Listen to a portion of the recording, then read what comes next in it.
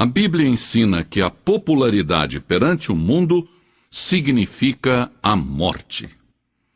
As ferramentas mais eficazes de Satanás são a conformidade e o comprometimento.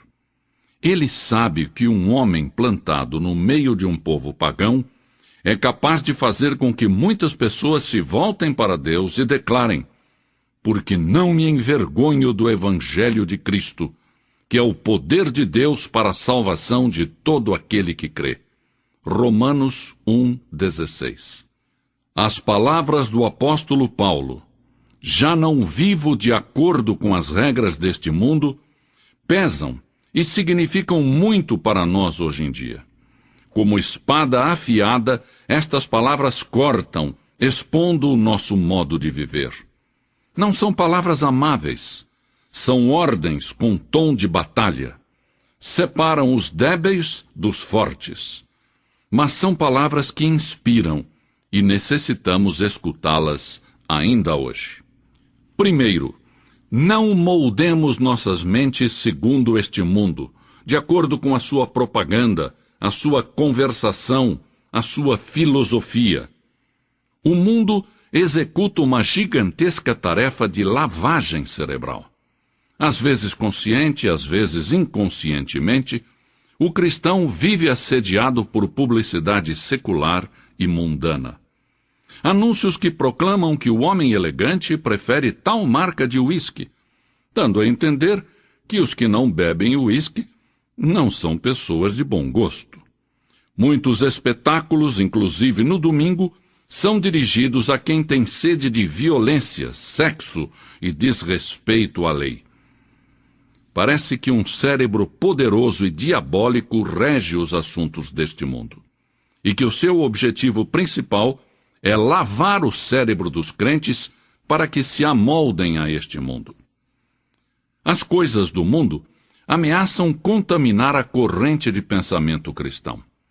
Satanás estará batalhando para distrair você cada hora de se dedicar a ler a Bíblia e a orar.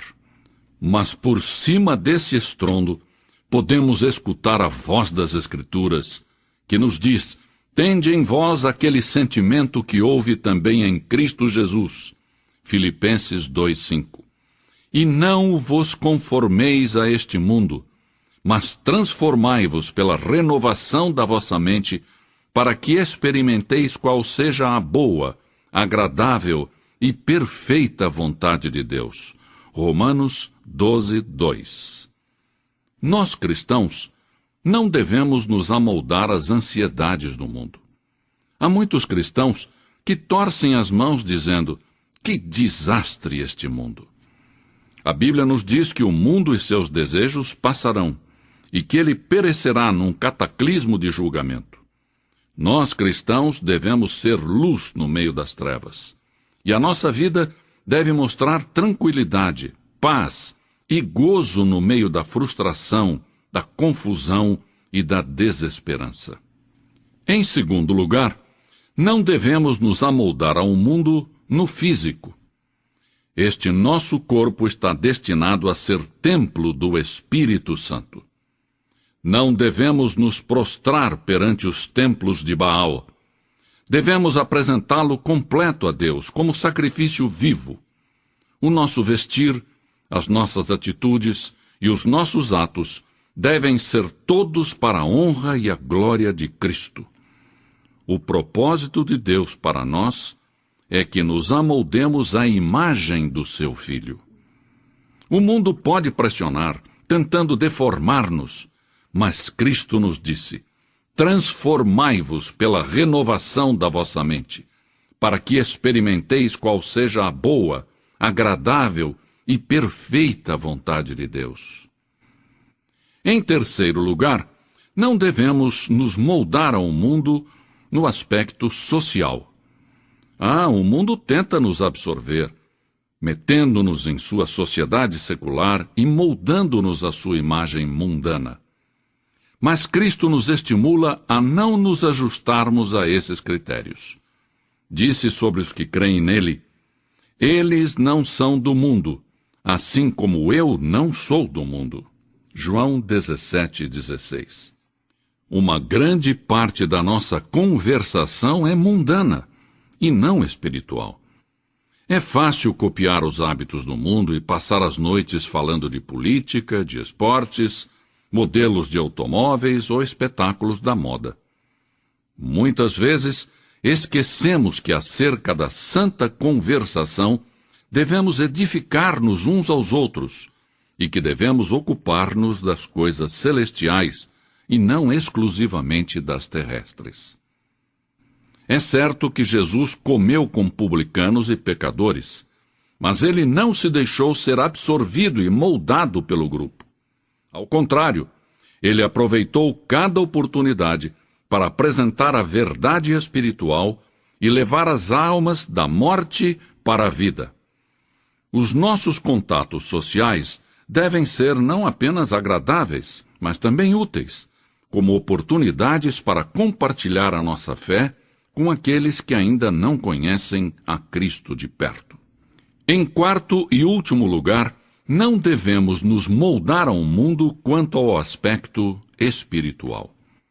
Não devemos ajustar-nos àquele que o mundo define como religioso, mas devemos esforçar-nos para cumprir o que Deus exige para sermos seus discípulos.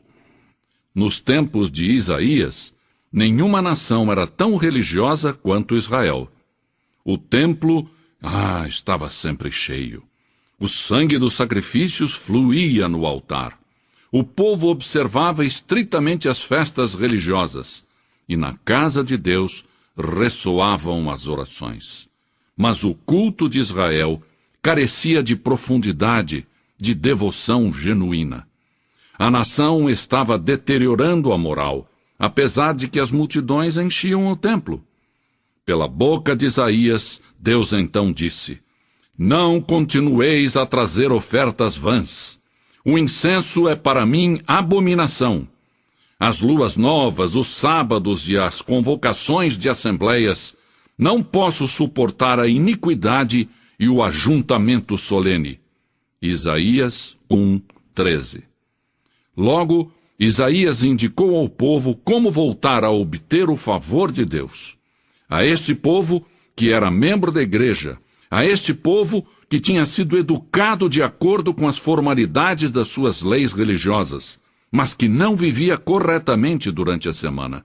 Isaías os advertiu acerca do castigo divino. Logo, disse-lhes como se purificar do seu pecado. Isaías disse: Lavai-vos, purificai-vos, tirai de diante dos meus olhos a maldade dos vossos atos. Cessai de fazer o mal. Vinde, pois, e arrazoemos, diz o Senhor. Ainda que os vossos pecados são como a escarlata, eles se tornarão brancos como a neve. Ainda que são vermelhos como o carmesim, tornar-se-ão como a lã branca. Isaías 1:16-18. Há milhares de pessoas que não se entregam a Jesus Cristo porque se moldaram ao mundo. Temem ser chamados de fanáticos ou de puritanos. Mas o cristão verdadeiro não é conformista. Assim, apelo aos cristãos de todas as partes que se tornem seguidores fiéis de Jesus Cristo, que não se amoldem ao mundo, mas antes, dia após dia, se transformem na própria imagem da pessoa de Jesus Cristo.